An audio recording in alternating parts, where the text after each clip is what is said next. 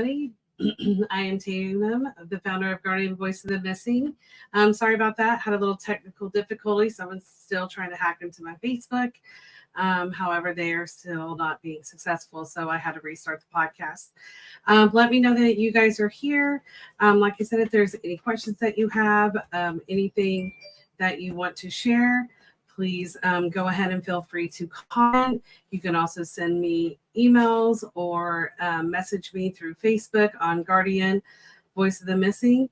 Hope you guys are all doing well. I apologize for not having the podcast in the last 2 weeks. Have been busy involved in some different things that are going on, and just wanted to get back on track and everything. And I hope that everybody's doing well. There's a lot of things going on in a lot of cases right now.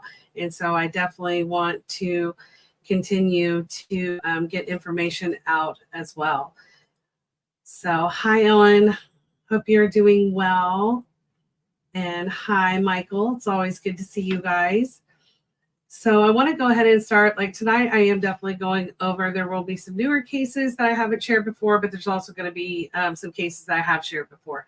So I want to go ahead and get started with this first case. This is a case that I have shared before. John Paul Parton, who is missing out of High Ridge, Missouri on May 16th of 2021. He was 19 years old at the time of his disappearance. He is now 21 years old. He is 6 foot, 175 pounds, brown hair and brown eyes. He does have multiple scars on his back and his right forearm. He does go by the name JP. That is what he is most known by. He was last seen leaving his residence with 2 male individuals. There were statements that he was going to go camping with friends. However, that has never been confirmed that he ever went camping. It is suspect that there is foul play in his case, and there has been little to no cooperation from the individuals that he was seen last with or people that he has been affiliated with. He has had no contact with loved ones or activities on social media. I can tell you a little bit about JP's case. JP definitely had been around people that probably were not as savory. It is said that like I said, there is foul play definitely in his case. I will tell you that the case is very active and being looked into, that we are getting more information on his case. There's some individuals that are definitely coming forward. There's new information that is out there. It is suspected that possibly JP knew something that maybe someone didn't want him to know. And it could be connected with another case that is going on. JP's loved ones have never stopped looking for him. We do know that possibly he did go missing out of High Ridge, but he could also be affiliated with the county over, which does have a lot of crime and stuff going on with that. One thing, despite the fact of JP being around individuals that do have criminal backgrounds and stuff, he was really a good person. He was a great son. He was a good big brother to people. He was very loving, very kind. And I just want to say for the individuals that are out there, if you know something, you can be anonymous. You can send messages through me or, contact law enforcement. There is a new detective on JP's case who is very motivated to getting information. And we are sending information over to him. I know that there are people that were affiliated with him that other people have information about the night that happened that could definitely help solve his case. Any little bit of information on JP's case, I know his family would greatly be appreciative of it. If it was an accident that had happened, with some of the multiple stories that have been going around that there was possibly an accident or it was made to look like an accident. But I will tell you that we will never stop looking for JP. We will continue to look for JP until JP is found. And somebody knows something out there about JP.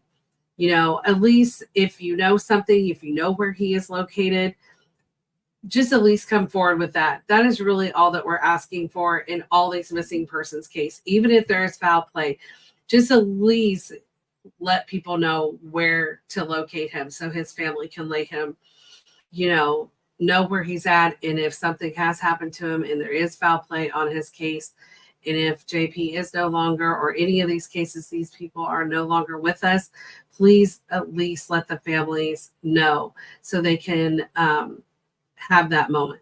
Anything above that, that's what we're looking for. We are just looking to locate people. We are, other than that, if it was your loved one or someone that you would want someone to come forward. And I know there's people out there that have information on these cases, and eventually it's going to eat you alive. So, let's do the right thing. Let people know where these people are located so the families can have closure, or they can at least know where their loved one is. And if you are someone that left on your own accord and you don't want anybody to know where you're at, that's fine too. But at least let law enforcement know so they can check it out, make sure you're okay. Law enforcement is not, if you're an adult, I will not say if you're a juvenile, that's a little different case. But if you're an adult and you have left on your own accord, that's fine. You can leave on your own accord. There's nothing wrong with that. However, you will continue to have a missing persons case. You can reach out to law enforcement, contact them, and there have been cases that this has happened even recently, that people have came forward, said that, hey, I know that I'm missing. There's a case out of me. I'm fine. I just don't want anybody to know where I'm at. Let law enforcement know that. The only thing law enforcement is going to tell the people that have put out missing persons reports for you is that they have located you. You are fine.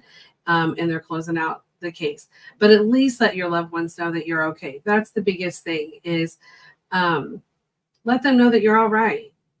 It doesn't hurt. It's okay if you don't want people to know where you're at. Everybody has different situations. Maybe you were in a domestic violence situation and you don't want someone to find you, or you have someone stalking you.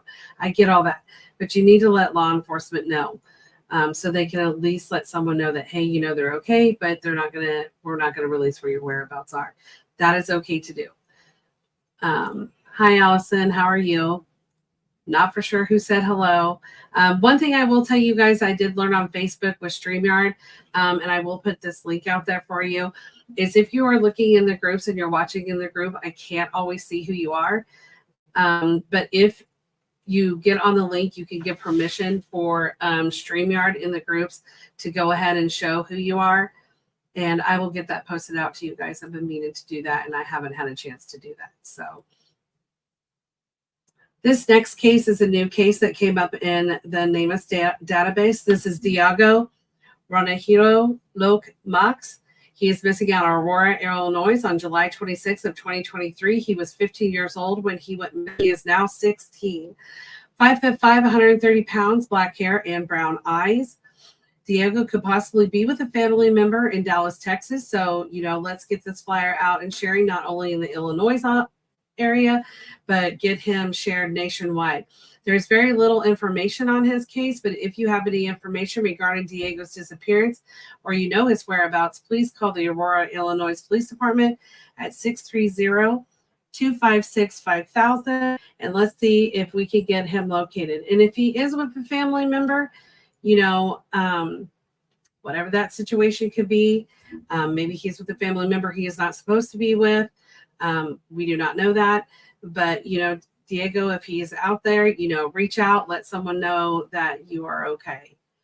But like I said, it's always good to, it is good for people to know. And yes, Allison, thank you for sharing that. The last podcast that I did on Andrea Knable, and I had her sister on here talking about different things that are out on social media and out in the media, trying to clear up some of the stories, seeing what is factual, what is infactual on that. So I'm going to go ahead and share Andrea. So Andrea Knable went missing out of Louisville, Kentucky on August 13th of 2019. She was 37 years old at the time. She is now 41. 5'7", 180 pounds, brown hair, and hazel eyes. She did have blonde highlights in her hair at the time of her disappearance, and she does have scars on her face. Andrea was last reported to be seen by her sister around 1 a.m. walking on foot in the area of the 4000 block of Van Castle Road in Louisville, Kentucky. She was wearing a light colored tank top, white cotton shorts, and Nike shoes that were size 8.5. She was carrying a flat white purse in her back pocket and her cell phone. Her cell phone and wallet have not been located. Andrea has had no contact with anyone or activity on her social media, which is out of the ordinary. And one thing to know about Andrea is she was an active missing persons advocate at the time of her disappearance. So some of the things I want to talk about out of that podcast with her sister is there have been multiple different stories about whether or not she was walking or if her sister gave her a ride. So in that podcast, there is some timeline that is missing on how long that she was gone. So one was that she saw Andrea walk away from her home and she was upset. She had wanted to stay at her sister's house because she could not get into her mother's house. And so she had walked to her sister's to ask if she could stay. Her sister said she couldn't stay because she was doing construction or her kids were there. She had to get up early in the morning. And so she couldn't let her stay. There's also the story that is going around that she gave her a ride home and she just dropped her off, but she wasn't for sure if she got into the house or not. And then there's the story that she came back the second time. The story has changed multiple times on Andrea's case. Why? I don't know. Second of all, why has her story changed? Also, during that podcast, I want to discuss about the fact that of the attacks of the people who have been trying to actively find Andrea. These are not true statements. Saying that people are not giving up information to law enforcement is unfactual. And I want everybody to know that.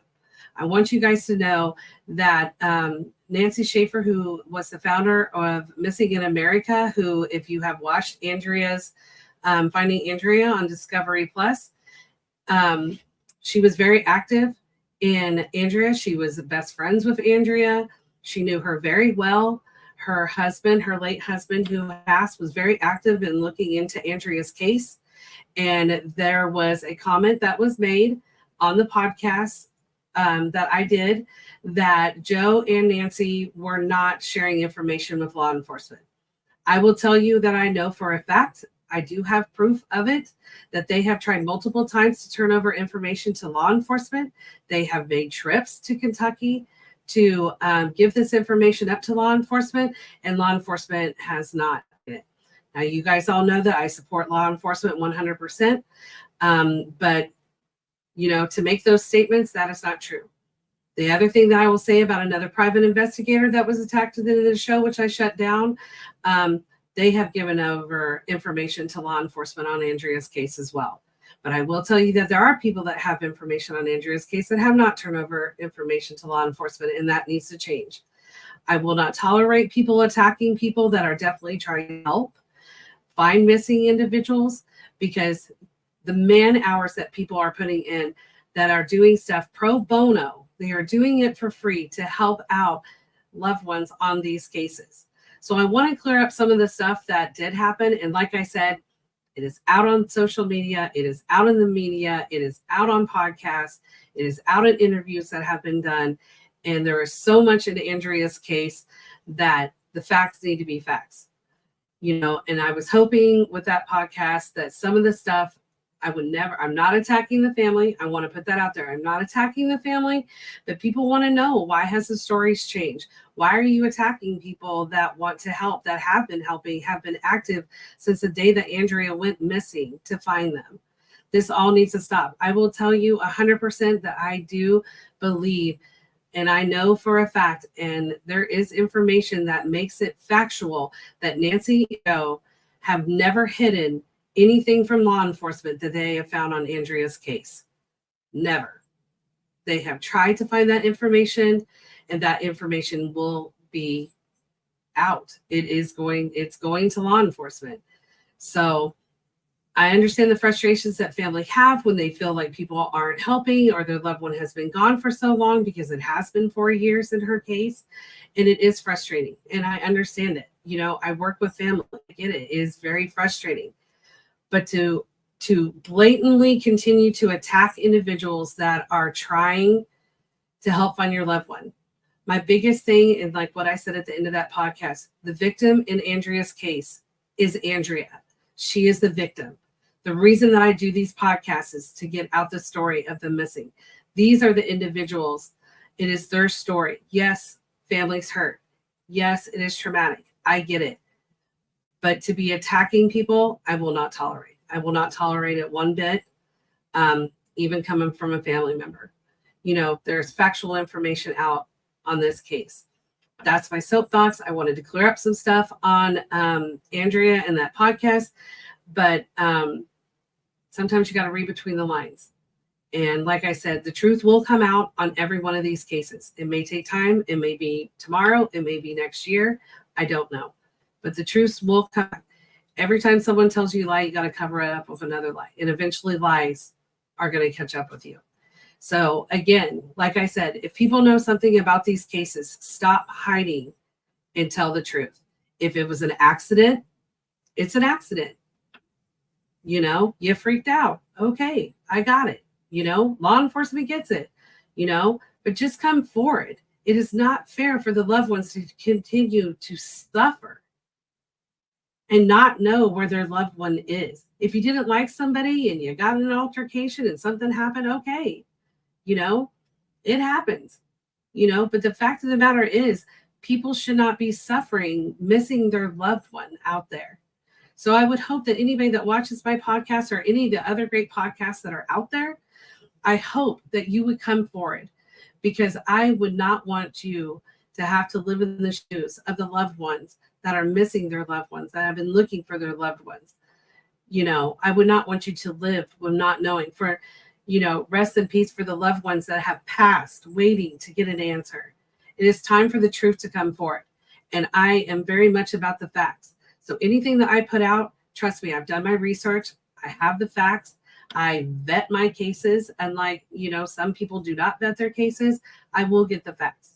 I will share the facts. I don't stuff law enforcement doesn't want out either. So I guess that's kind of like where I'm at right now with Andrea's case and several other cases that I'll be sharing tonight. You know, JP's case.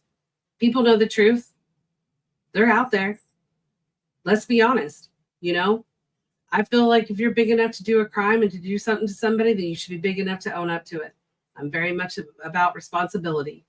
You know, I take responsibility for my actions. It's time for people to start taking responsibility for theirs. Period. There's other stuff that I could share about Andrea's case, which I'm not going to at this moment, because I would like to share some of these other cases that are out there. So I just wanted to clear up some of that stuff about Andrea.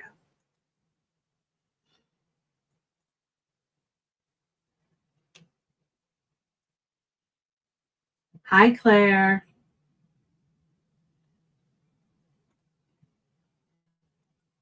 And as you can see, this is Claire. Bring Alex Kruk home. He, too, I am going to share tonight. And in fact, I will just go ahead and share Alex's as well. This is a case that so many twists and turns on his case. Very active. A lot of stuff going on with his case. And hoping to see some resolution come through. Yes, Claire, I definitely, people do know what happened to Alex. And the truth will come out. So let's go ahead and share Alex's case. Alex Michael Kruk, he went missing from Milwaukee, Wisconsin on July 20th, 2020. At the time of his disappearance, he was 33 years old. He is now 36. 6 foot tall, 175 pounds, black hair, and brown eyes. He does have a scar on his stomach, and he goes by the name Alex. Alex does struggle with some mental health issues and delusions, which had increased over time. He had been struggling with substance abuse as well. Alex went missing around July 20th, 2020, and had been staying at a residence in the 1900 block of West Finn Place in Milwaukee. Alex's associate stated that he wanted to move to Mexico. However, he did not have a passport or the financial resources to move out of state or out of country. Also, there has never been any proof that he has left the country. Alex's driver's license has been found, There has been no proof that he had ever got on a plane, train, or a bus ticket. Those were some of the theories that were out there at this moment. None of that has been proven. They did say that he had dated a Hispanic woman who speaks a little English, but she has never been found or come forward since his disappearance. Alex lived in Wisconsin his entire life, but he has been known to, he has been to other states. There has been no evidence that he's ever left Milwaukee or the country again. We do suspect foul play. If you have any information regarding Alex's disappearance or you know his whereabouts, please call the Milwaukee, Wisconsin Police Department, District 1 at 414-933-4444. I don't know. Claire says she misses her big brother. Alex, if you're out there again, we don't know if Alex left on his own accord. But one thing that I will tell you about Alex is Alex has had constant contact with his loved ones. Despite some of the theories that are out there and things that were being said, Alex did have contact multiple times a day. And all of a sudden, he just stopped. Did he leave on his own accord? Maybe. Didn't have the financial means to do anything. I do believe that the Hispanic woman is a key in his investigation. If you are out there, say something, let people know. I will tell you that there is a lot of different rabbit holes that are going down in his case. But, he is still, I think they're looking really now that they don't know that he ever left Milwaukee. There's also other cases out in Milwaukee. Milwaukee has a lot of missing persons cases, a lot. So if you see any Milwaukee cases, I know law enforcement would greatly appreciate it if you would share those cases out. And someone knows something. Alex knew a lot of people. Someone in his friend group knew something. One thing about it is we're not for sure on if he was not, I don't want to confirm or deny whether he was seen after. There has been some sightings out there that they said that maybe he was seen later in August or September, but those have not been confirmed yet.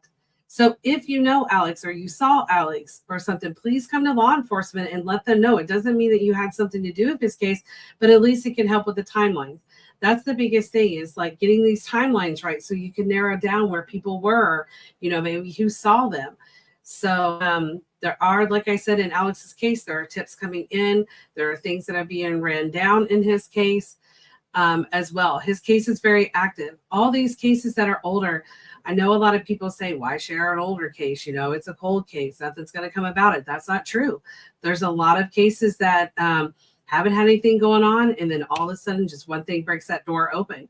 So, any tip is not too small to be sharing.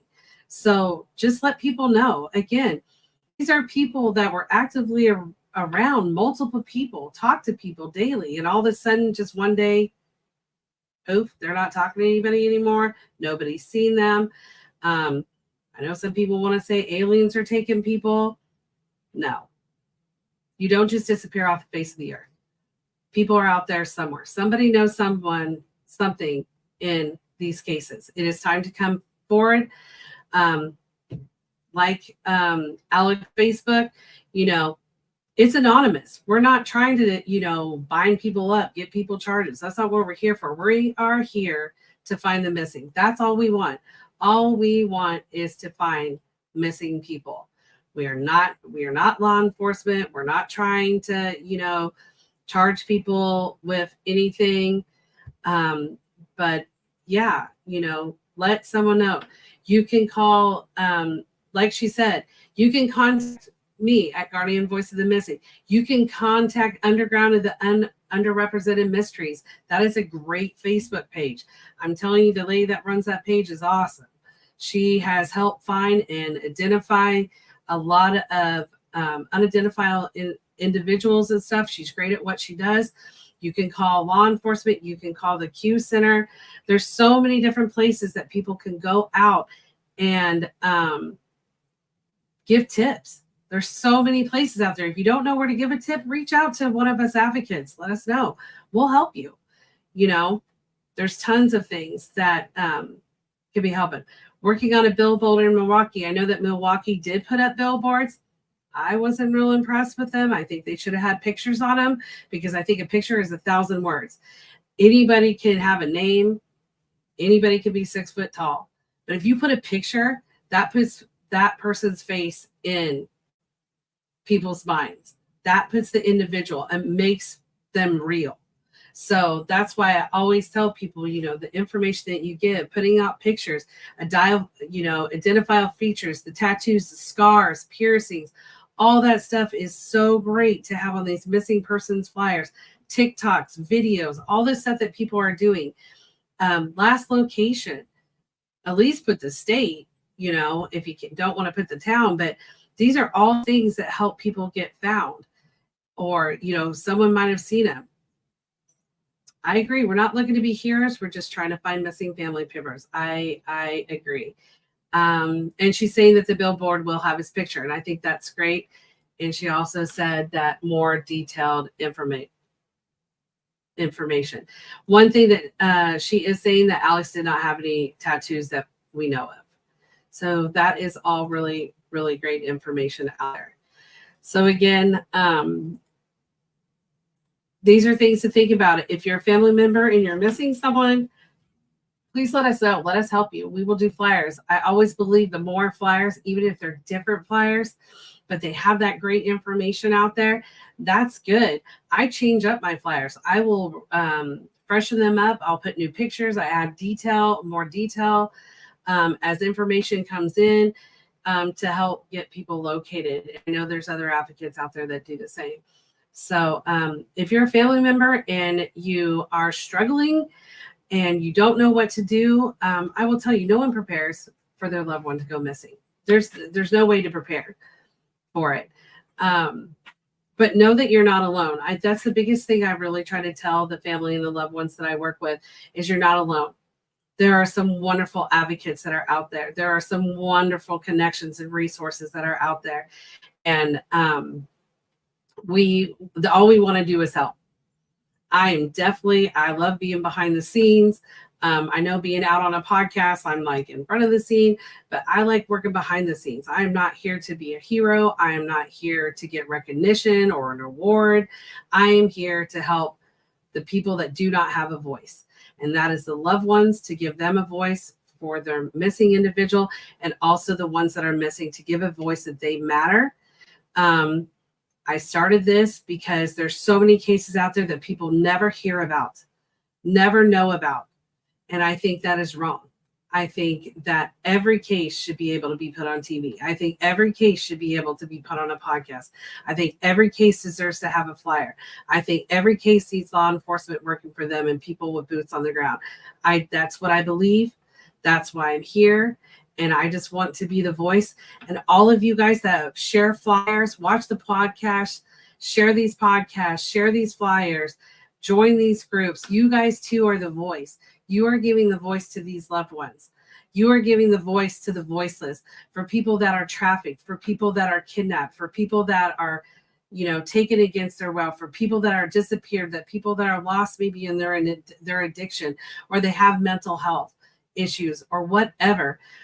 They need to have a voice. And that is what I'm here for, is to be their voice. And I appreciate all the loved ones that are out there.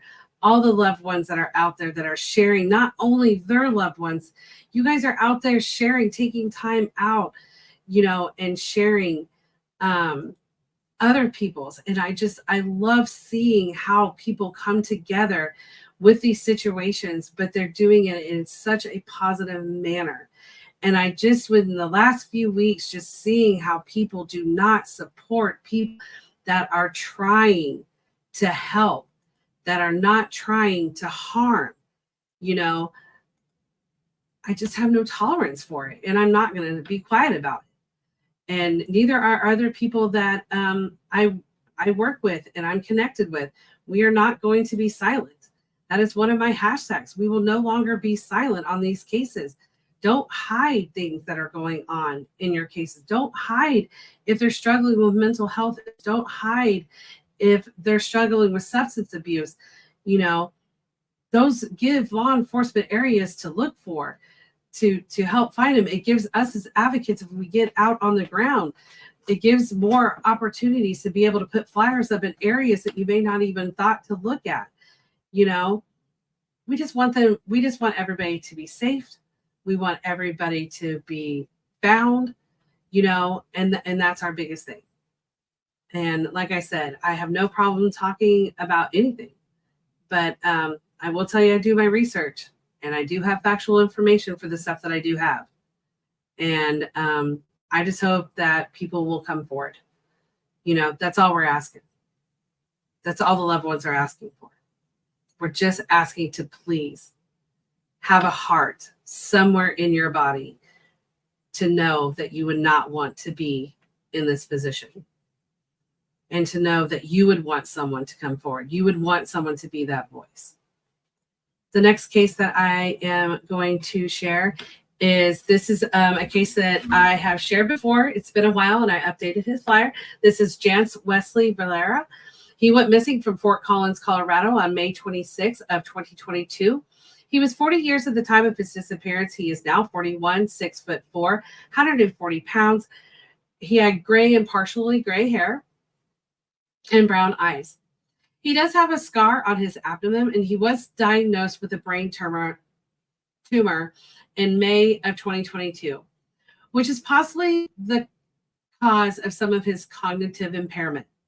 He does have a tattoo of PI on his left hand. I do not have a picture of it, so if his family member is out there somewhere or his loved one has a picture of that tattoo, please reach out and contact me. I would love to get that out on his flyer, and I could get him reshared on the podcast.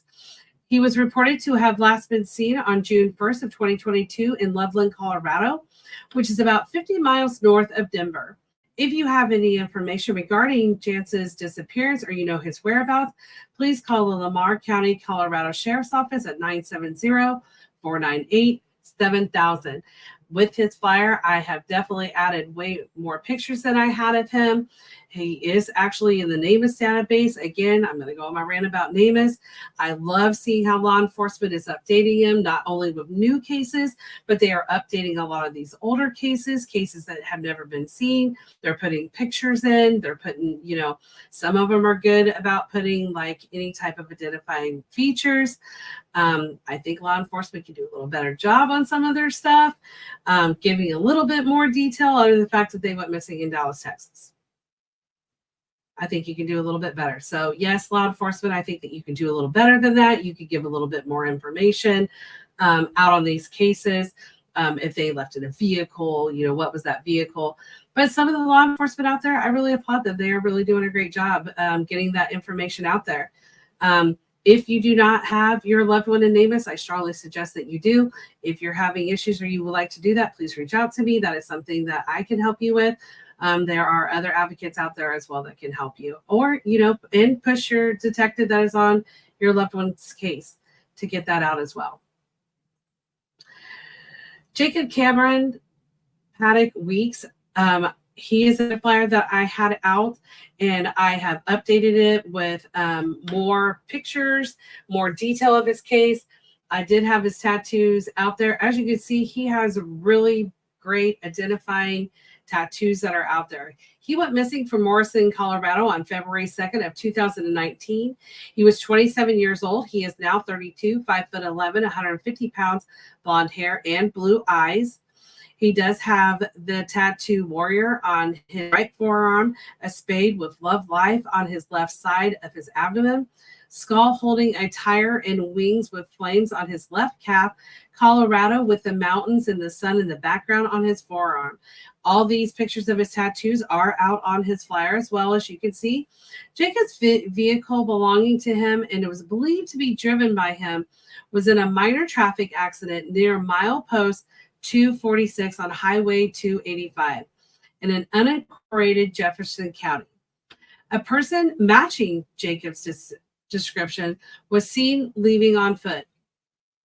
Jacob was last seen wearing a white t-shirt and blue jeans. The Colorado State Patrol did investigate the accident, and nothing had indicated that he was injured at the time of the accident. Jacob's cell phone had been left in the car. Jacob has not been seen or heard from again. There have been, from what I understand, there have been searches, but he has not been located. If you have any information regarding Jacob's disappearance or you know his whereabouts, please call the Jefferson County, Colorado Sheriff's Department at 303-271-8195. His case too is out on NamUs. Again, that's another one. There's so many cases out there right now of people that go missing, run out of gas and they go missing, or they go missing somewhere and they're doing searches and no one has been able to locate them as well. I'm going to keep putting up some of these comments that people are putting. Crystal Rogers, that's another case out of Milwaukee that she's finally getting justice after 8 years. I believe, if I'm correct, they have made an arrest in her case, which is great. Crystal Rogers' case, her family, like she said, her mama fought hard to get her found, located, and get someone to come forward, and they do have a arrest in her case. Thank you, Sue. I hope you are doing well as well. We will be sharing your loved one tonight. All right, this next case is another new case that is recently put out in NamUs. This is Lashea Stein. She's missing from Aurora, Colorado as well. July 15th of 2016. She was 16 at the time of her disappearance. She is now 23 years old. 5'6", 150 pounds, black hair and brown eyes. She may have cornrows in her hair. She may wear a wig or have her hair in a bun. She does have both of her ears pierced and a quarter-size round scar on her chest. Lashea was an honor student and had just been selected for an internship at the University of Colorado Hospital. She was planning to go to nursing school and had a job interview in the morning after she disappeared. Lashea's loved ones last saw her on the night of July 15th of 2016 before they had went to bed. However, she was last seen, and there is a picture of it on surveillance video, walking near Peoria Street and East Montague Boulevard at 2:30 a.m. And after that, she was never seen again. She was wearing a white long sleeve shirt, dark colored capri jeans or shorts. She did have her silver colored watch on her left arm and a silver colored hoop earrings. She left her wallet, her clothes, and her phone charger in her room. There is a $15,000 reward being offered for information leading to her whereabouts. If you have any information regarding Lashea's disappearance or you know her whereabouts, please call the Aurora, Colorado Police Department at 303-827-3100 or Colorado Crime Stoppers at 720-913-7867 or call the local FBI office. There is a age progression photo of Lashea that is out on the flyer as well. One of the reasons I really wanted to put out about her plans, this is an individual that had plans for her future. She was going to go to nursing school. She had an interview. All these things. What she was doing out at, 2:30 a.m., I don't know. That has not been released by law enforcement. If they have any idea if she, did someone call her or anything like that, it's just very unknown. So again, please share these flyers. Loved ones are looking for them. They want to be found. They want to, I'm sorry. Crystal Rogers was in Kentucky. I apologize. That's a Kentucky case, but they have made arrests. It took 7 years for them to get them in NamUs. Please, you guys, if you have cases out there that are not NamUs, you need to get them in NamUs. NamUs is looked at by a lot of advocates. A lot more law enforcement is using it. And it's just a great centralized location to look into cases as well. And also you can see if there's cases that are close to your loved ones if someone went missing. If there's areas where there's a high abundance of people going missing in a certain age group, you could be looking at trafficking. Trafficking is a big issue. And I saw that someone put out there that, well, trafficking that's not in our area. That's not true. Trafficking is everywhere. It's a sad thing to say, but you need to know your environment. You need to know who you're around. Parents, know who your kids are talking to. Adults, know who you're talking to online. Trafficking is very big. Trafficking is huge. Organ harvesting is huge. Yes, organ harvesting exists. A lot of people are trying to debunk that. It does exist, where people are being taken and their organs are being removed and they're being sold. So, the sad thing about it is it's sad that money can overrule a human life. And I just think that is terrible. So please stay safe out there. Everybody, adults can go missing too. Adults can be taken. Children can be taken. We all know these things, and it's time for people to be educated that, yes, human trafficking is everywhere. Organ harvesting is everywhere. People have no value of human life. They are out there. The more awareness that we get out, the more resources that we get out, the more information that we get out, and just flooding social media, flooding TikTok, Instagram, Snapchat, your personal pages. I mean, I don't expect everybody to be crazy and their whole personal page be missing persons like some of us advocates. I don't hardly use my personal Facebook for anything but missing persons, and that's my choice. I don't expect everybody to be like that, but you can share one flyer. I would love to see by the end of the year people sharing more and more flyers. Please keep sharing, because the families appreciate it. They I can't even tell you how much families appreciate people sharing. So please share. If you want to do anything, people ask all the time, what can I do? Share a flyer. That's one of the easiest things that you can do. This is a case that I found out of Lancaster, Ohio. This is Michael Messmore. He went missing on August 21st of 2023. He's 44 years old, 5'9", 180 pounds, brown hair, and brown eyes. He does have tattoos on his arm. If any family member is out there and has those tattoo pictures, I would love to get them out on his flyer. Michael had walked outside his home on Cowtail Road in Pleasantville, Ohio, and he never returned. And his cell phone has either been turned off or it's not charged. He did not leave with his car, and he did not leave with money. This is out of the character for him to not have contact with his family or to leave and not return home.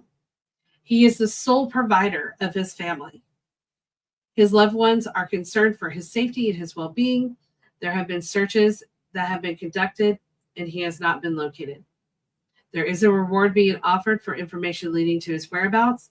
If you have any information regarding Michael's whereabouts, please call the Fairfield County, Ohio Sheriff's Office at 740-852-7300.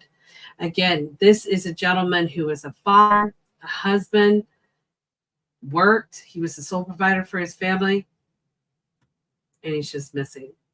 So very out of character for him to be missing. This is another case that I came about. Stephen Thale Kosher. He went missing out of St. George, Utah on December 12th of 2009. He was 30 years old at the time of his disappearance. He is now 43, 5'10", 180 pounds, blonde hair, and blue eyes. He does have a surgical scar behind his ear in a series of birthmarks that form a shape similar to a Nike swoosh, which I thought that was an interesting feature for him to have to point out to you guys. I am going to pull up, I put a lot of information on his, so I want to pull up his flyer a little bit closer. So give me one moment.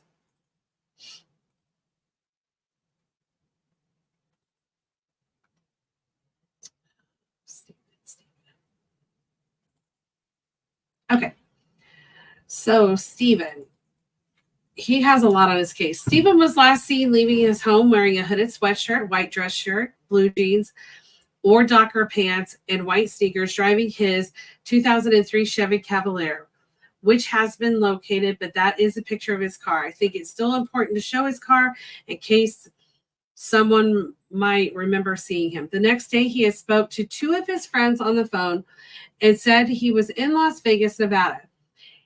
He had offered to come back to cover a meeting, but his friend said he didn't have to bother. His vehicle was later located on December 14th, 2009, abandoned in a cul-de-sac in the 2600 block of Savannah Springs Avenue in Henderson, Nevada, at the Anthem Retirement Community at 11:54 a.m. There is surveillance footage in the area showing him walking down the sidewalk on December 13th of 2009 until he walked out of frame. He was alone. He did not appear disorientated. All of his belongings that he had taken were left inside the vehicle, including frozen food. And the only exception was his phone, wallet, and driver's license are still missing. He had Christmas gifts that he had purchased that were still in the vehicle, but he had left his phone charger at home. His phone had pinged about 5 hours after he left the car several miles away in Aurora Grande Boulevard and American Pacific Drive. Then his phone pinged again about 2 hours afterwards in a subdivision near Sunset Drive and Stephanie Street. And the next morning, someone had checked his voicemail. That is the signal that was picked up on US 95 and Russell Road. The phone had stayed in that location for 2 days, and then the signal was lost. It has been reported in December 2022 that a neighbor in that area did come forward publicly and say that they spoke to Stephen and he had asked them for money the day he went missing. Days before he disappeared, a financial statement puts him in St. George, then Washington, Utah, then Mesquite, Overton, and finally in the Las Vegas Valley. So he had been moving around. It is unclear why he traveled to Nevada, but he had still been living in Salt Lake City until April of 2009, when he had quit his job and moved to St. George, Utah. Loved ones reported that he had been having trouble finding employment and may have went to Nevada to find a job. He is a devout Mormon. He did not use any drugs, alcohol per his religious beliefs. He was having financial problems, but loved ones said they did not believe that would indicate that he would be suicidal or just walk away from his life. If you have any information regarding Stephen's disappearance or know his whereabouts, please call the St. George, Utah Police Department at 435-627-4300. One thing I think that is really good that is put out on Stephen's is the fact that he is Mormon. With the Mormon community, if you are in the Mormon community at all, maybe you have seen him, know of him, or anything like that, to please, in those areas and see if you may have seen him. And like that one individual that just came forward in 2022 that had remembered that he had came to the door, I think that's a really good piece of information to look at. So again, yes, his car has been found, but if you lived in those areas and you can remember back during that time, if you maybe saw him, talked to him, or anything like that. Excuse me. This next case is Valerie Tyndall. She is missing out of Homer, Indiana on June 7th, 2023. She was 17 years old. She is now 18, 5'6", 162 pounds, blonde hair, and hazel eyes. She does have a history of dyeing her hair, so she may have different colored hair, and she does usually wear glasses. Valerie was last seen in a light blue shirt, jean shorts, and sandals around 12 p.m., leaving her in her green 2000 Honda Accord, Indiana license plate ZYK833. It is reported that she had told her father that she was going to go work for a few hours at the neighbor's landscaping business. When she did not return home, her mother did call the neighbor who reported that they had not seen her that day. However, on June 26th of 2023, Valerie's vehicle was found located in Shelbyville at the apartment complex where her boss, who had hired her for landscaping jobs, was living. However, Valerie was not located. Her boss was later charged with reporting false information regarding Valerie to the law enforcement. Valerie is believed to be extreme danger and may be being kept or hidden by an individual.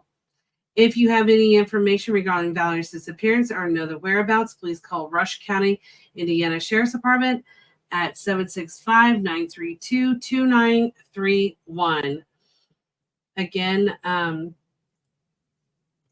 they have charged the boss. Other than that, I did not see that there's been any further charges on him other than the fact that he did lie to law enforcement about her.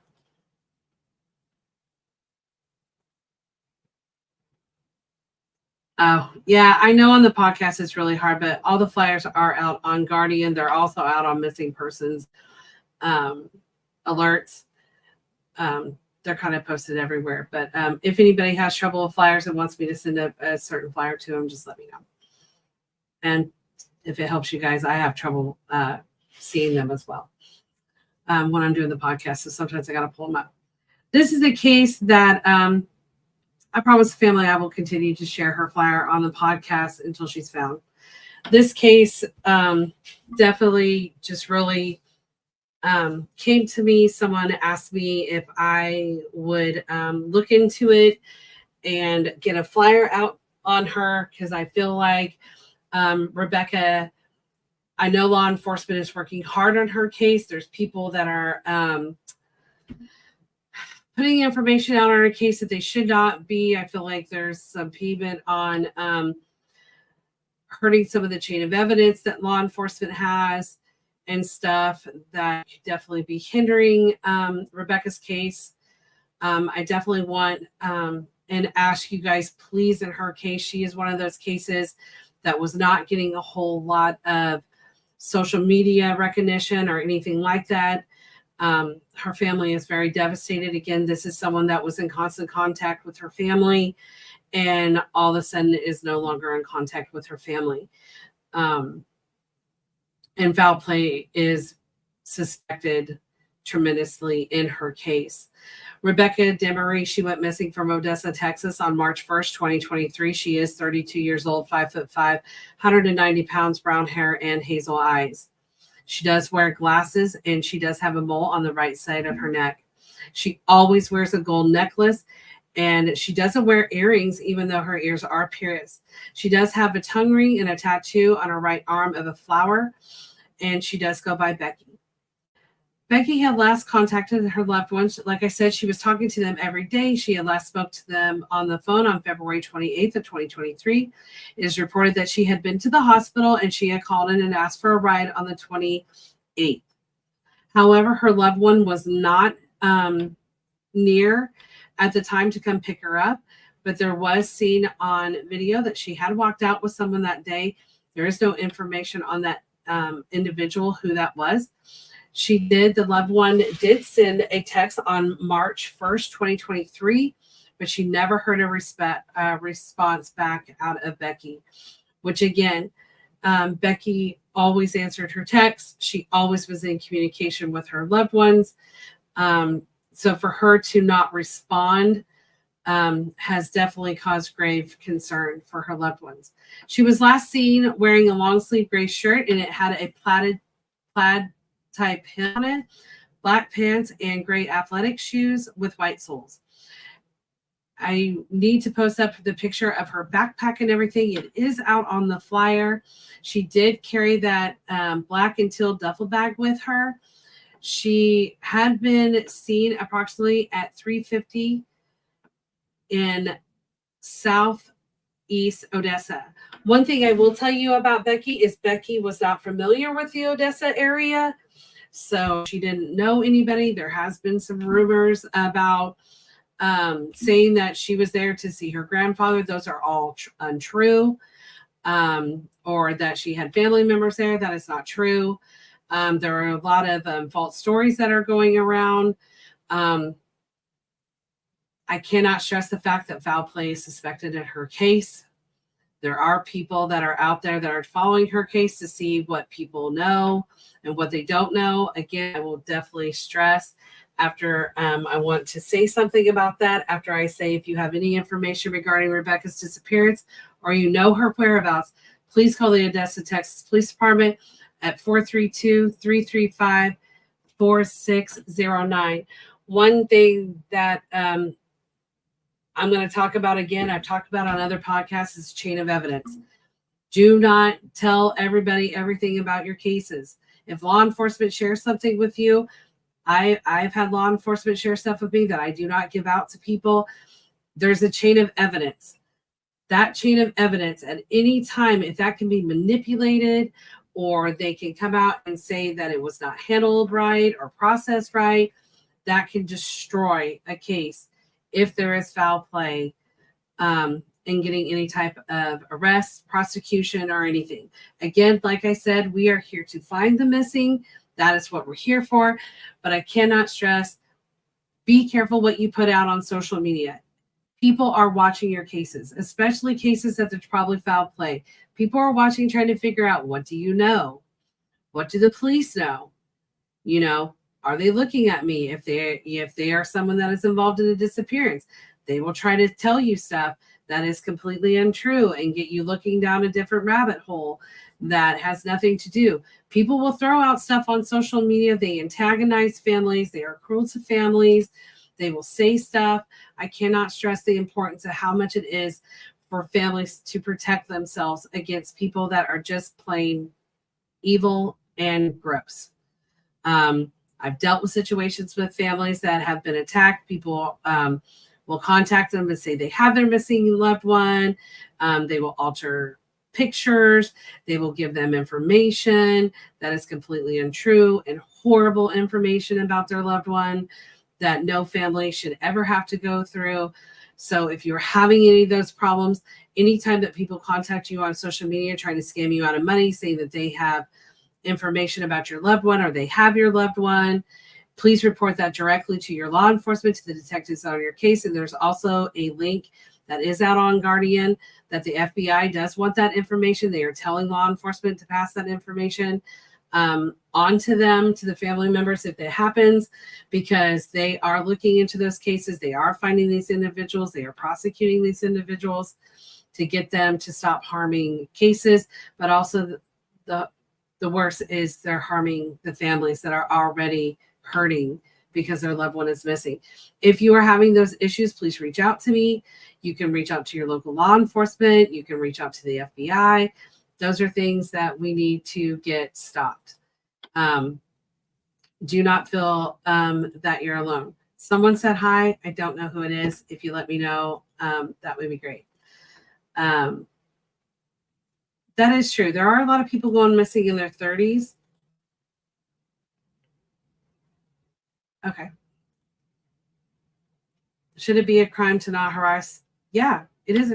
It is a crime actually to harass family members. Harassment is a crime. Falsifying and asking to scam people out of money, saying that you have information on loved ones, is a crime. Like I said, that's all the way up on the federal level. So again, if you guys need that website, let me know. It is out there. It has been in podcasts and stuff like that before.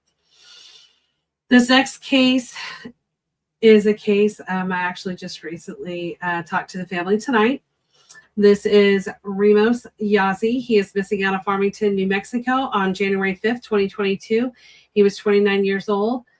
At the time of his disappearance, he is now 31, 6 foot tall, 220 pounds, black hair, and brown eyes. He does have a tattoo on his left side of his neck that says "Skate and Destroy." There is a picture of it there. It's to be on the top of his house on his right forearm. He is enrolled in Navajo Nation. Ramos was released from the hospital due to him and another person being in an accident, and he had texted his mother possibly the same day or before the accident from a person's phone, maybe a girlfriend or a girl that he was talking to, but loved ones do not know her name and they had never met. The text said that he would be going to a funeral in Gallup, New Mexico on January 5th of 2022. The last time family had physically seen him was New Year's Eve, and that was in the early morning of New Year's Eve in 2022. There has been no further contact from Remo since that text on January 5th of 2022. It is out of the character for Remus not to have contact with his loved ones. He does not have a phone or an ID on him, and he has not been active on social media.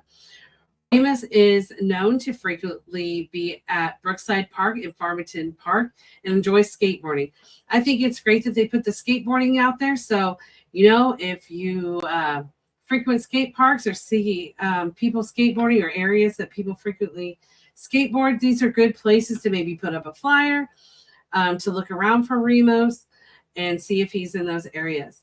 I know that his family really want him to come home.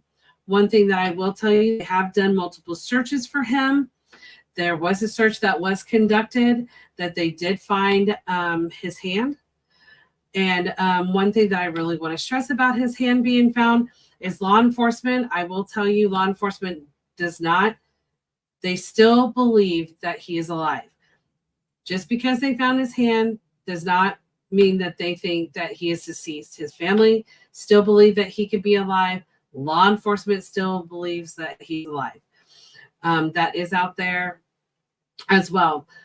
Since that search, there has been nothing else that has been found on him, but they are still, his case is still very, very active with law enforcement. They have a couple different law enforcement agencies that work together on a search for him. So just because they have located his hand, I cannot stress enough, it does not mean that he's deceased. And law enforcement does still believe that he is alive, and his family does. So please continue to share his flyers. If you have any information regarding Remus's disappearance or his whereabouts, please call the Farmington, New Mexico Police Department at 505-599-1070. One thing I will tell you about my flyers, you guys, if you want to print them out to hang them up, please do that. One thing that I've told Remus's family and some of the other families, it does not hurt to take a flyer into the hospitals. Take them up to, if their substance abuse centers. They may not tell, they're probably not going to tell you if they're in there, but those are good places to look, to give out a flyer and say, hey, this is my missing loved one. Can I leave a flyer here? I know you can't tell me if he's here, but if he is here, can you reach out to law enforcement and let them know? There are so many John and Jane Doe unidentified people that end up in hospitals. They end up in treatment centers. They end up in facilities. Maybe there was an accident. There are tons of them out there on the unidentified page that I have, and on some of the other ones where there was a car accident and that person is unidentified out there. So these are other areas that I don't think people really think about to take a flyer. Take a flyer and drop it off at your local hospital or hospitals in your area, even in the next county over. That's fine. Take them to other law enforcement agencies and let them know, because they may not know that you have a missing loved one out there or this person is missing. I've talked to law enforcement before that they're like, we're looking for this individual, but yet the county over, they're individuals in our county. Law enforcement needs to talk to each other. And that's one thing I can't stress. Communication does not always come through. Different agencies don't always talk to each other if they see someone, or they may not know that they're missing for whatever reason. That's why it's important for these people to be put in the NCIC. One thing that I will tell you, stress to law enforcement, I don't want to attempt to locate. Attempt to locates do not go in the NCIC. NCIC is a database that is connected to all law enforcement across the nation. If they're in the NCIC, if someone goes missing in Wisconsin, and law enforcement has contact with them in Florida, that's going to pop on the NCIC.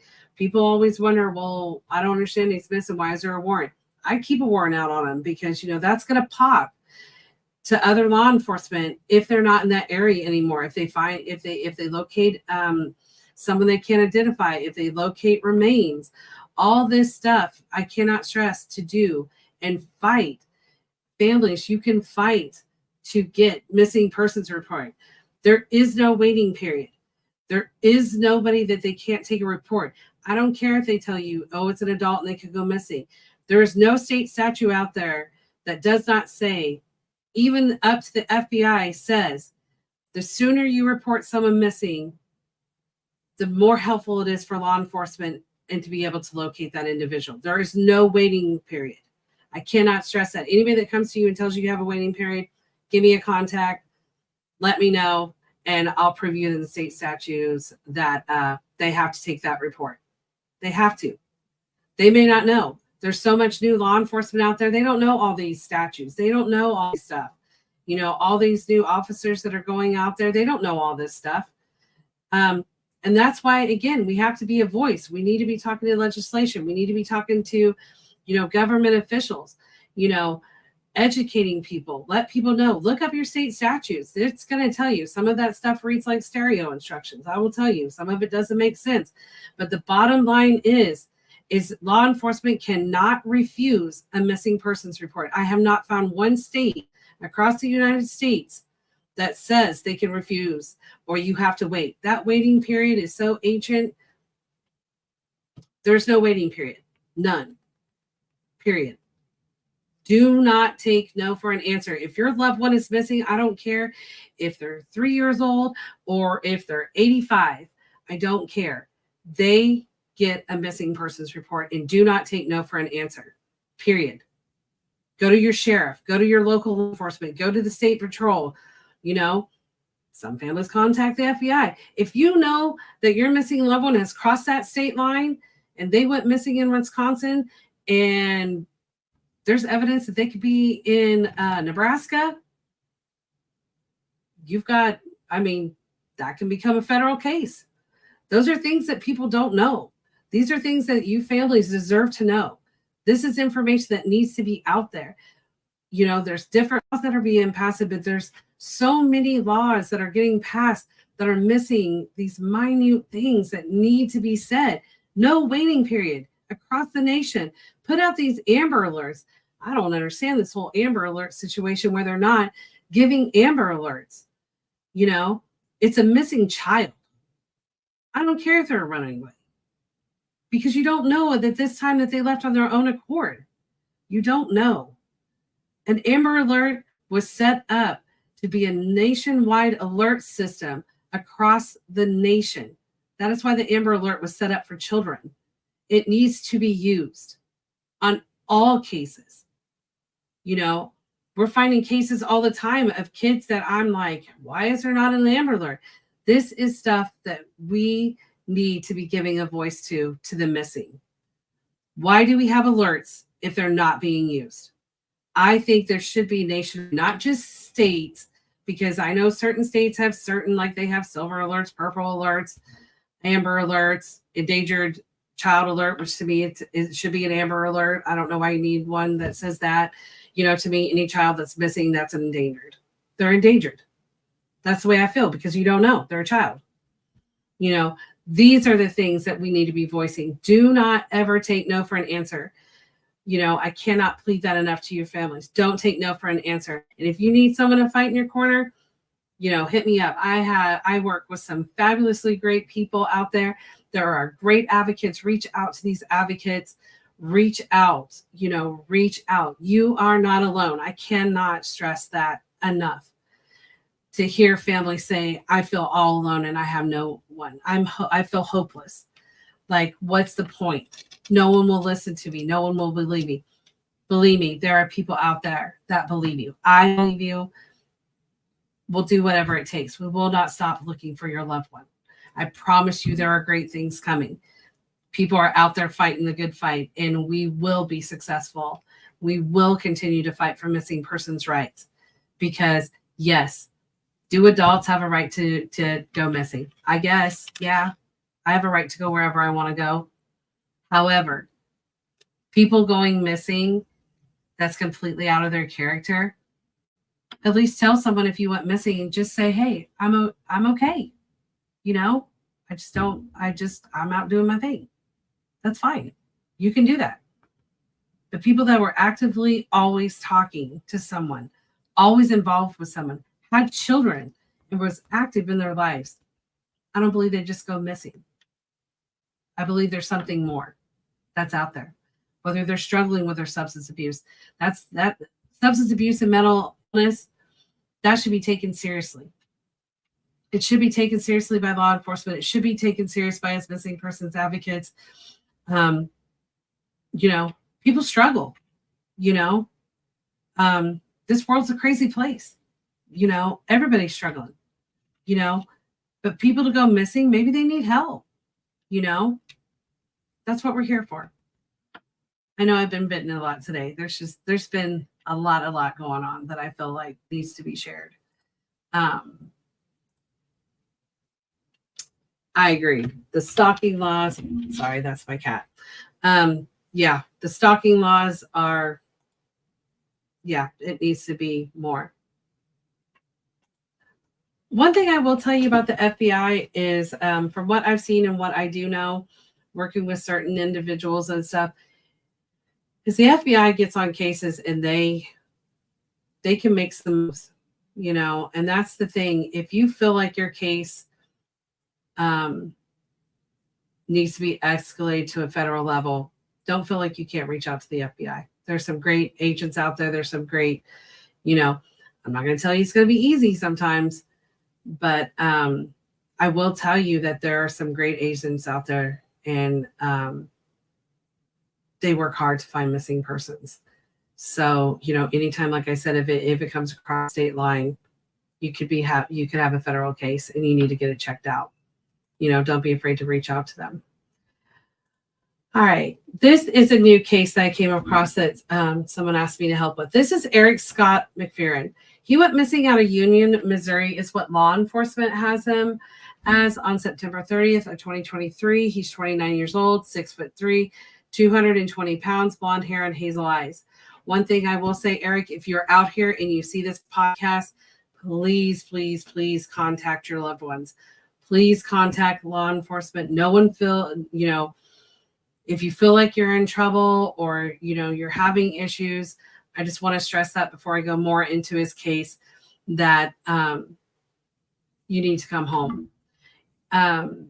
He has short, sandy blonde hair and hazel eyes. He has multiple tattoos. He has Dayton on his upper chest, 636 on his stomach. Both arms are complete arm sleeves, and that's all the way around. He has them on the out and the inner side of his arms, and he does have hand tattoos. I have multiple pictures of them. Eric does suffer from mental health issues, and he has not been on his medication, and he could have suicidal ideations. Eric was last seen leaving his car Saturday morning at 11:55 a.m. after an altercation that he had had with a family member, and the police were called. I will tell you from what I've been told by the family is they just want to talk to him. They're not trying to arrest him or anything like that. They just need to talk to him about the altercation. But the really biggest concern is the fact that he has been off his medication, and he does suffer from mental health issues. And that's the other thing, is they are worried about his safety. He was possibly wearing a t-shirt and athletic shorts. His car was later found on October 6th of 2023, and it appeared that he had ran out of gas and he had left his phone in the car.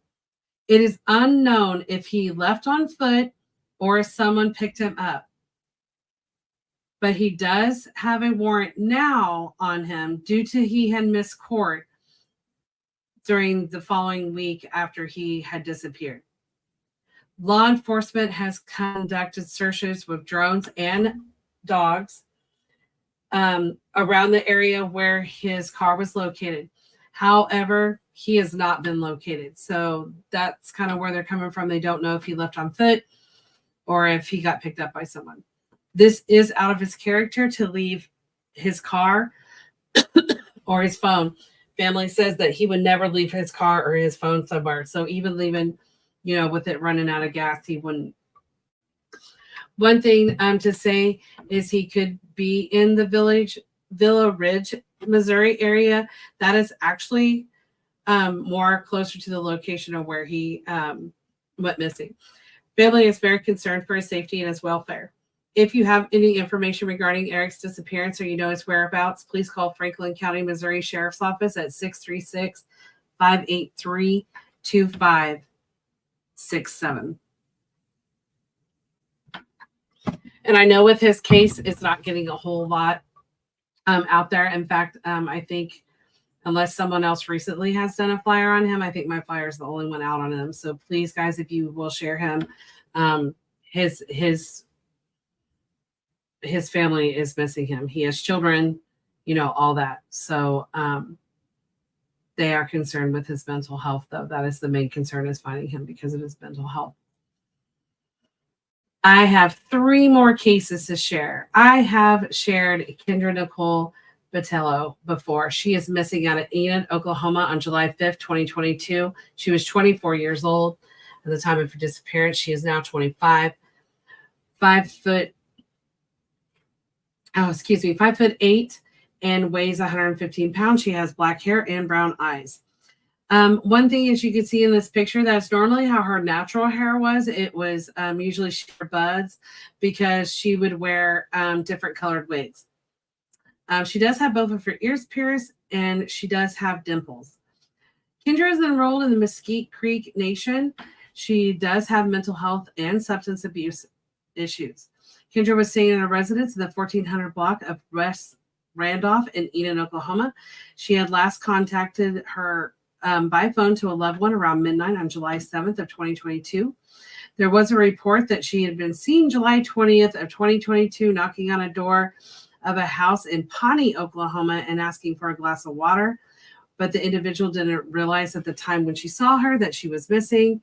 But then when she had saw that she was missing, she did report it to Enid police. It is reported it's unusual for Kendra to not have contact with loved ones or to be active on social media. Her cell phone goes straight to voicemail. Her social media accounts have not been active, and her loved ones have seen or heard from her. A few days prior to disappearance, there was a bond hearing for her boyfriend at the time for a domestic abuse case, which Kendra was the victim. Foul play is suspected. If you have any information regarding Kendra's disappearance or you know her whereabouts, please call the Enid Police Department at 580-242-7000. One thing I will tell you about Kendra's case is foul play is very much expected in her case. I believe she left behind that her purse and everything had been left behind as well. The history of abuse with the boyfriend, there was a lot of abuse. He does have, not only with her, but with other individuals, abuse. I don't feel that Kendra's case is getting everything that she should be getting, or it be taken as serious as it should. Her family has worked hard giving information over to law enforcement. In her case, there, of course, have been several reports that she could be in the Tulsa area, Oklahoma City, Lawton, and stuff like that. One thing that I will say is Kendra did have active, like I said on her flyer, she was always in contact with loved ones despite her mental health, despite her substance abuse, or anything. I feel also the lady that reported that she saw her, I do not believe that was ever confirmed to be Kendra. I will tell you there is a lot of different stories on Kendra's case that individuals, I think, need to be looked at harder on them and followed up. People have said that she'll never be found. And I think that's sad. She's a mother. She's a sister. She's, a daughter. She's a granddaughter. I know in her case, a lot of people don't want to come forward because they're worried about what law enforcement will find out. And they're worried if they will get repercussions for maybe things that they're involved with. One thing, I have talked to many different law enforcement at all levels, and they don't care. What they care about is finding the missing. That's what they care about. If you're an individual and you're using drugs or whatever, and you have information, they don't care about that. What they care about is finding that missing loved one. I know a lot of families, especially in the indigenous, they do not trust law enforcement, and they rightfully so have a reason why they don't trust law enforcement. I know a lot of people in other ethnicities don't trust law enforcement. But I will tell you, if you don't give law enforcement information, they cannot connect those pieces. I know it's hard to trust law enforcement. I get it. I understand. Working with families, working with different individuals, I understand it. But law enforcement cannot do their job if they don't get the information. So if you have family tip lines and you're not giving out every tip that comes into that family tip line to law enforcement, I don't want to say shame on you, but it does not help law enforcement.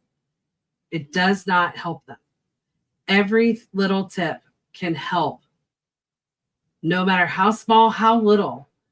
If you don't trust law enforcement to give them information, contact someone like me, an advocate. Give me the information. I'll give it to law enforcement.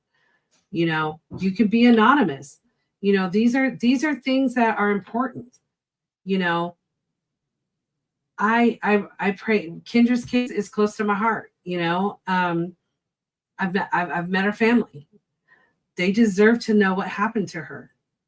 And like I said, foul play is very much expected in her case.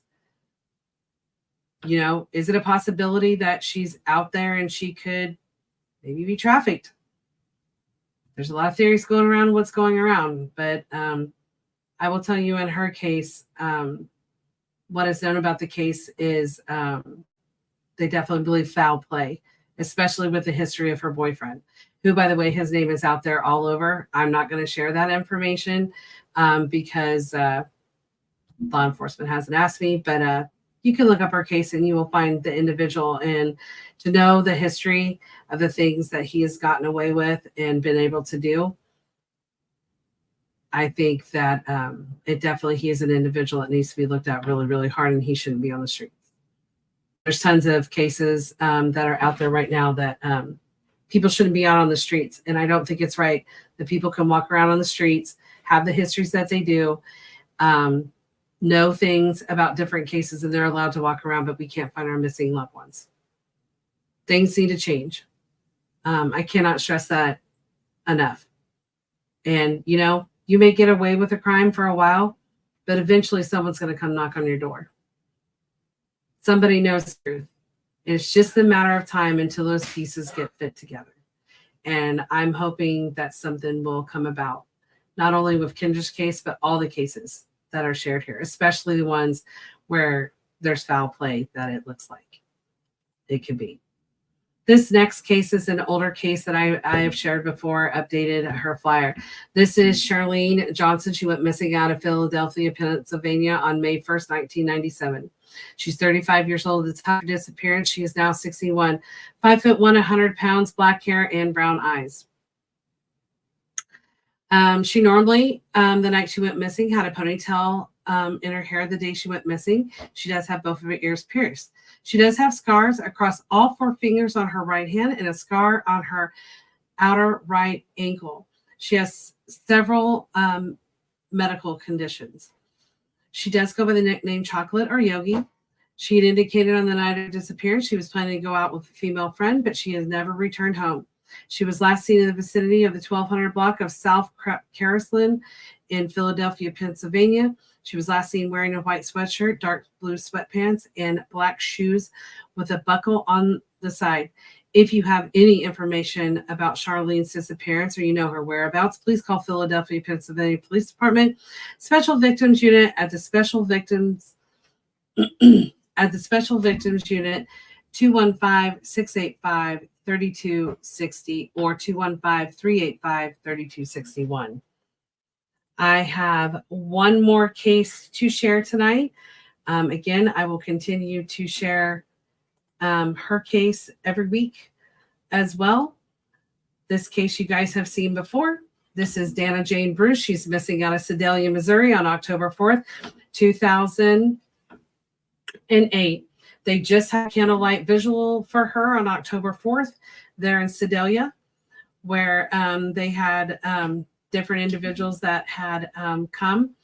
I am sad to hear that there wasn't more people there. I think the whole town of Sedalia should have been there during that visual. Any visual. I think that everybody should come out and support these families of their missing. Dana was 23 at the time of her disappearance. She is now 37, 5'2", 98 pounds, brown hair, and she had green hazel eyes. At the time of her disappearance, she did have red highlights in her hair, and she had shorter length hair, and it was wavy with bangs. She is blind in her left eye.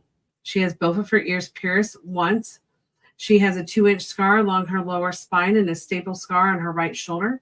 She has a tattoo on her upper left arm of a teddy bear with wings and a banner that says Dylan. Dana was last seen wearing a black shirt with the word Rebel on the front in silver lettering and blue jeans, leaving her children's babysitter's home where she had left them earlier that day because she was going out. She returned at midnight to give that babysitter more money and ask her to watch the children for the rest of the night. Dana had been seen at Malone's bar on Main Street with a young man driving a late model red Ford F-150 truck earlier in the night of the disappearance and left with Ann at 11:30 p.m. Police had identified that man that she had been seen with that night of her disappearance. He had traveled to Atlanta, Georgia, where I believe he was living, and he was up in the Sedalia area doing contract work. And the police had questioned the man because he was arrested on up there in Atlanta on unrelated charges of marijuana possession and driving on a suspended license. He has never been named publicly, but the police are calling him a person of interest. He said that Dana and him had parted ways after they had left the bar and he had never seen her again. Dana left all of her belongings behind and doesn't have a bank account, credit cards, phone, or a vehicle. It is unknown if she had her ID on her at the time. She was known to be a devout mother and would never leave or abandon her children. Foul play is suspected in her disappearance. If you have any information regarding Dana's disappearance or you know her whereabouts, please call the Sedalia, Missouri Police Department at 660-826-8100 or 680-827-7823 or the Missouri State Highway Patrol at 573-526-6178 or 866-362-6422. I would like to share more about Dana's story. So on the night that Dana went missing at Malone's Bar and Grill, they were having an anniversary party. There was tons of people there, is what has been reported and what has been said. So it was pretty packed. It was pretty busy. One thing that I have found out is the gentleman that they found in Georgia was not the last person to see her. There is another red F-150 truck. What are the odds that there would be two in that town? Also, the fact that there was an after party at someone's house, not necessarily in Sedalia. There's also the fact that there's a story. There are multiple stories going around about her. One thing about Dana, the day that she went missing, she had just signed a lease for a new place for her and her children. So with Dana, again, she's an adult. If she wanted to go missing, that's her right. But one thing that is known about Dana is she would never leave her children. She was always with her children. Always with her children. She was a very devoted mother to her children. It was noted that she was around individuals that, had, were drug users or, whatever, which is whatever, that doesn't matter. The simple fact that there's stuff going around that she was possibly injected with a substance, with drugs, and that she OD'd, and that her body was disposed of. These are all things. Her case is 15 years old. Not a lot about it. There are multiple podcasts out about Dana that are out there that have tons of information about her case. Recently, there's, I guess, a new PI on her case. Be interested to see what the PI can maybe find out. There's a lot of individuals out there that know something. You know something. The fact of the matter that there's proof that, again, I'm not bashing law enforcement, but people have tried to come forward in her case, and information on her case is not being taken serious of tips that have come in, or maybe they are, and law enforcement is just being quiet about it. But in Dana's case, somebody knows something. Somebody out there knows something about her disappearing. Again, if everybody was partying and you guys were having a good time and something just happened and it was an accident, someone just come forward and say it was an accident. It happens. Accidents happen. Maybe there was a fight that broke out. Maybe, Dana was using drugs or somebody gave her something and she had a reaction. I know someone personally that they were partying and she overdosed. Everybody freaked out. They left her. Her life could have been saved. By the time paramedics and stuff got there, it was too late. It was too late. Would you want, everybody's having fun, let's party, let's do all this stuff. But then when something happens or your friend overdoses, you guys just leave them? Not right. If that's what happened in Dana's case, if that story that's floating around there is true, that everybody was partying and there was an accident, and that she may have overdosed or maybe she drank too much and had alcohol poisoning, just come forward. Just come forward, an anonymous tip and say, hey, this is what happened. We freaked out. We moved her body. We, whatever in these cases. Just stop being a coward and come forward about it. Dana's family, especially her children, deserve the right to know what happened to their mother. My heart bleeds for the children that are out there because their parent is missing. Just come forward about it. Give a location, drop a note, let's come forward on these cases. It's 15 years that this family has waited for an answer, and somebody knows something. And there's multiple people that know what happened to her. The facts are out there. The evidence is out there. It's time to come forward. There's more stuff. If you wrapped her up in a carpet or a rug and you put her somewhere, just tell somebody where you put her. You can leave me a message. I'll get it to law enforcement. I don't even have to know who you are. But I will tell you, in Dana's case, she's not going to stop being looked for. She will continue to be looked for until she's found. There are multiple people looking for Dana. Multiple people. And all the stories, somewhere in all these stories that are going around Sedalia, somewhere in there is the truth. The truth of the matter of, if people are getting threatened because they're trying to get the truth out there, that means they got close. And you're worried. If you're that worried about it, come forward. The family has a right to know. There's other stuff that I will wait to see if I'm going to release it or not. But if you're lying, people know you're lying. It's just a matter of time before someone is going to break. 15 years is a long time to have it weighing on your mind. It's time to come forward on Dana's case and let her come home to her children. Her children deserve to know where she's at. We'll continue to share stuff on Dana's case. But like I said, there's more than one red F-150, and Dana left that bar with someone other than the gentleman from Georgia. She was also at a house. And it was also told that she did not leave that house alive or on her own accord. Someone in Sedalia knows something. It's time to come forward on it. And I would hope that someone will come forward soon. You can contact me I have no problem someone contacting me. I'm not worried about being threatened at all. Even though I know on her case, people have been threatened. It's time to come forward on Dana's case because she's going to get found. And those people are going to be found. It's just time to bring her home. You are most welcome. I will continue to share Dana's case. And like I said, I'm not worried sharing Dana's case, but there are people that people don't know that are looking into her case. There are private investigators.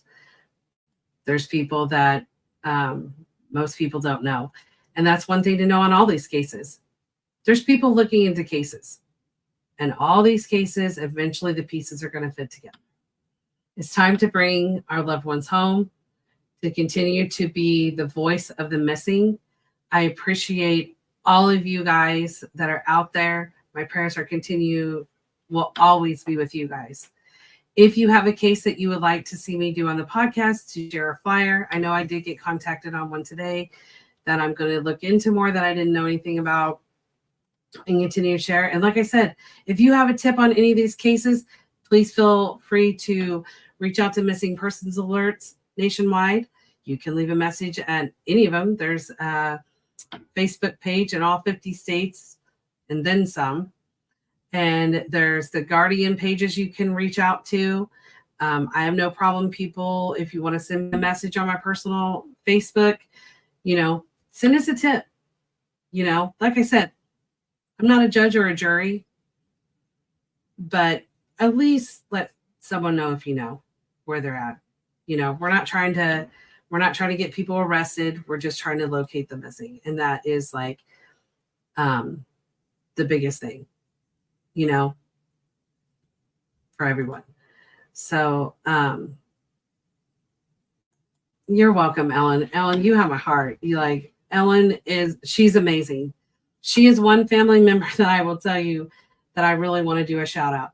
There is not a day or a moment that goes by that she is not sharing flyers of all the missing people all over the place. Ellen is an amazing person, and I would love to see Dana's case to be solved and to bring Dana home for her and Dana's children. They deserve to know what happened to their mother, and that their mom didn't just leave them behind. That just breaks my heart, to know that her kids, they, have thought that my mom just left me because she didn't want to be around us. That's terrible. And they deserve to have closure. They need to know that their mom didn't leave on her own accord. And in Dana's case, I truly believe that Dana never left on her own accord. And I do believe that there's people that are close to where Dana, involved with Dana, that know what happened to her. I do. And the facts are out there. So, again, you guys, I don't know who said that about JP. I will never give up on JP's case either. That's another case that, again, all these cases touch my heart, every one of them. And like I said, you guys, just come forward. Just any little piece, help these families, help them find these loved ones. They deserve to come home. I appreciate every one of you guys. Like I said, please reach out if you have a tip, if you have questions, if you're scared to come forward, come talk to me. Come talk to another advocate. Let us help you. No one deserves to live in fear, and no one deserves to go missing, especially not on their own accord, period. Let's continue to be the voice. Like I said, share flyers. That's one of the biggest things that you guys can do. You can share my podcast out there. And until next time, I love all of you guys. You guys are always in my prayers. And I will see you guys again next week. Have a great night. God bless.